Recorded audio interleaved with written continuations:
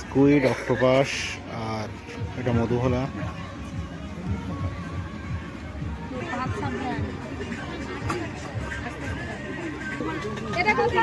তুলার দাড়ি আছে, কৈভল আছে, সেই পাতা চিংড়ি।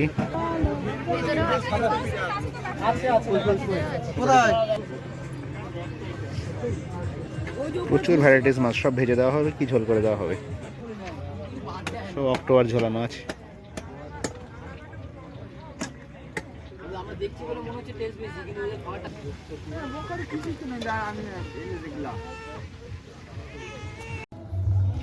আমরা এখন যাচ্ছি বকখালি সমুদ্রের ধারে। সন্ধ্যা হয়ে গেছে, আর এখনই দেখা যাবে সমুদ্রের চরে কত রকম মাছ ভাজা বিক্রি হচ্ছে, সবই দেখানো হবে।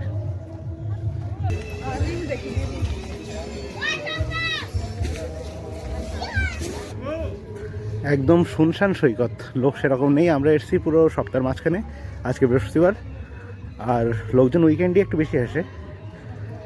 সপ্তাহের মাঝখান বলে পুরোটাই খালি, শুনশান সৈকতে আমরা দুজনেই প্রায় আছি। কিছু দোকান বসেছে, গিয়ে দেখি।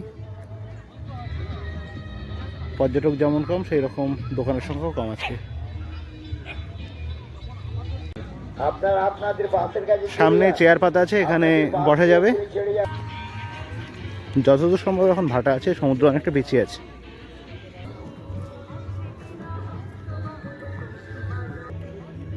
বকখালি এখন যথারীতি ভাটা, আর বিশাল চর বেরিয়েছে সামনে। আধখানা চাঁদ উঠেছে আকাশে।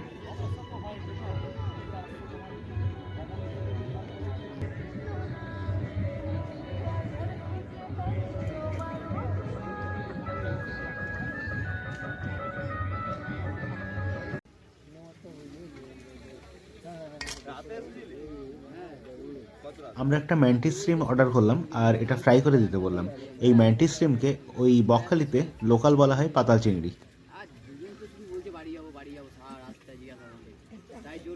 খুব সুন্দর করে চিংড়িটা দেখুন কেটে পরিষ্কার করে নেওয়া হচ্ছে। এরপর ওটা গরম জলে সেদ্ধ করা হবে, তারপর বেসনে মাখিয়ে ফ্রাই করা হবে।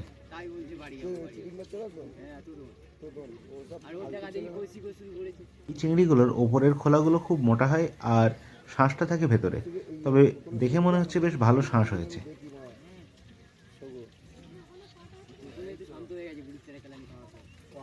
এই চিংড়িগুলো আর আমাদের সাধারণ চিংড়ি দুটোই খেতে কিন্তু প্রায় একই রকম, তবে এই পাতাল চিংড়ি বা ম্যান্টিস শ্রিম একটু বেশি মিষ্টি হয়। পিছন দিকে কিরকম কাঁটা দেখুন, ভালোই শক্ত এই কাঁটাগুলো।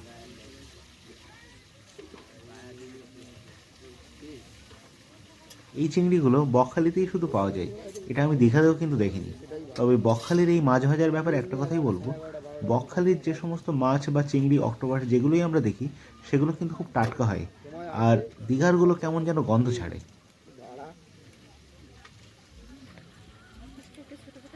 যারা সি ফুড ভালোবাসেন আর এইরকম বিভিন্ন ভ্যারাইটিস চিংড়ি মাছ বা স্কুইড, অক্টোপাস এগুলো খেতে পছন্দ করেন, তারা অবশ্যই কিন্তু বকখালিতে একবার আসতেই হবে।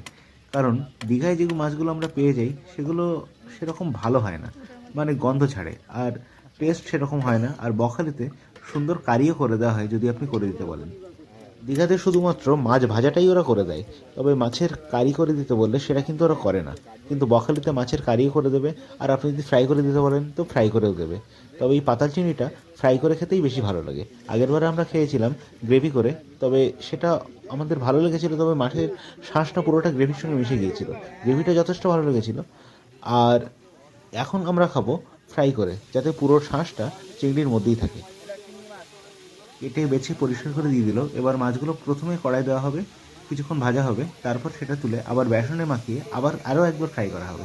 চিংড়ি এই ছিল, এই হয়েছে পকোড়া। এবার টেস্ট করে দেখব। চিংড়ি মাছটা খাওয়ার পর আমরা অর্ডার দিলাম 1 প্লেট স্কুইড। স্কুইডগুলো দেখুন বেশ সাইজ কিন্তু খারাপ না, আর স্কুইডগুলো কেটে পরিষ্কার করে নিচ্ছে। এরপর স্কুইডটা আমরা কিন্তু কারি করব, এটা আমরা ফ্রাই খাবো না। স্কুইড যারা খেয়েছেন তারা জানেন, আর যারা খাননি তাদেরকে বলি, এই স্কুইডগুলো খেতে একদম মুরগির স্টমাক যেমন খেতে লাগে ঠিক সেই রকম। তবে টেস্ট মুরগির স্টমাকের থেকেও অনেকটাই ভালো। আমি অবশ্যই সবাইকে বলবো যারা এইরকম সি ফুড খেতে পছন্দ করেন, স্কুইড, ম্যান্টিস শ্রিম্প, অক্টোপাস এগুলো অবশ্যই ট্রাই করে দেখবেন। আর এগুলো টাটকা টাটকা আর ভালো খেতে চাইলে অবশ্যই বকখালিতে খাবেন। দীঘায় কিন্তু এগুলো আমার একবারও খেতে ভালো লাগেনি।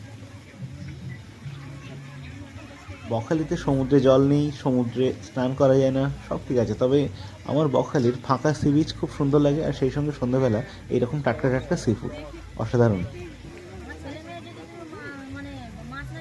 বকখালিতে যত রকম সি ফুডের ভ্যারাইটিস পাওয়া যায়, দীঘাতে কিন্তু এরকম আমি দেখিনি। তাই তো বারবার করেই বলছি যে টাটকা আর ফ্রেশ সি ফুড খেতে হলে বকখালি আসতেই হবে। বকখালি সি ফুডের সঙ্গে দীঘা সি ফুডের কোনো তুলনাই হয় না।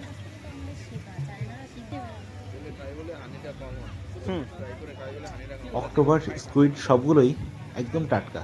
দেখুন এখনো লাল হয়নি, সবগুলোর কালার কিন্তু এখনো সেই রকম সাদাই আছে।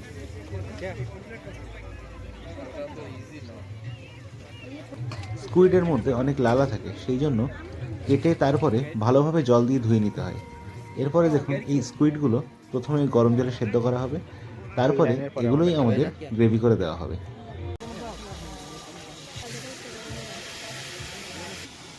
স্কুইডগুলো প্রথমে হালকা নিভু আঁচে ভেজে নেওয়া হবে, তারপর কষা করা হবে। কষা করার পরে এগুলোকেই গ্রেভি করে দেওয়া হবে। তবে আমরা বলেছি গ্রেভিতে খুব বেশি যেন ঝোল না করা হয়, গামাখা গামাখা একটা ব্যাপার থাকবে।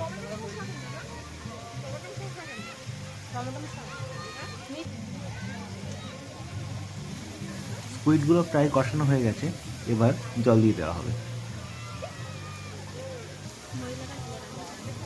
স্কুইডগুলো রান্নার জন্য ওনারা কিন্তু টমেটো সস, চিলি সস এগুলো ইউজ করেছেন, বলা যায় অনেকটা চিলি টাইপের করা হলো।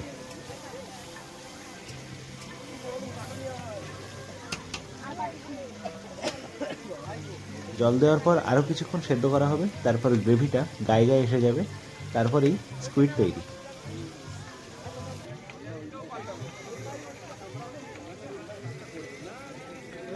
দারুণ দেখতে, কালারও সেই রকম, গরম গরম এবার খেতে হবে।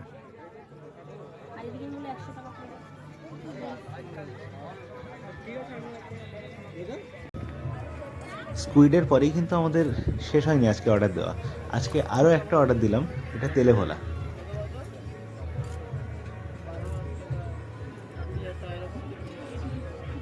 এটা আমরা পার্সেল করে রুমে নিয়ে যাব পরে খাওয়ার জন্য, কারণ এত বড় মাছ এই সমুদ্রের পাড়ে বসে খাওয়া সম্ভব না। এটাও আমরা গ্রেভি করে নেব। তেলে ভোলার পেটের মধ্যে যে পটকা থাকে ওটা কিন্তু কেউ ফেলবেন না, ওটারই আসল টেস্ট। এটা সেই কাপসাটা।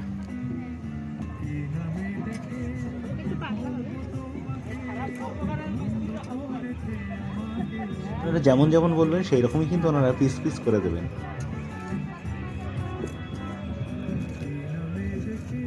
মাছটা বেশ বড় ছিল আর অনেকগুলোই কিন্তু পিস হয়েছে, দেখুন।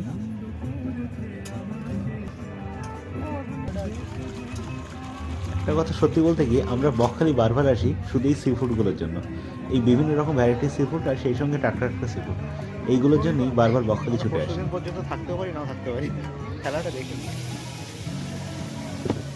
মাছগুলো দেখুন প্রথমে এবার ভেজে নেওয়া হবে, আর তারপরে তো গ্রেভি করা হবে। এই সাইডে আরও একটা করা আছে এখানে। আমাদের বকখালি রোড ট্রিপের প্রথম দিন সন্ধ্যাবেলা আমরা এরকম বিভিন্ন রকম সি ফুড খেয়ে কাটালাম। এই রান্নাগুলো কেমন লাগলো আপনারা অবশ্যই জানাবেন, আর অবশ্যই বকখালি গিয়ে এইরকম বিভিন্ন ধরনের সি ফুড ট্রাই করবেন। কাল সকালে আবার দেখা হচ্ছে, ততক্ষণের জন্য গুড নাইট।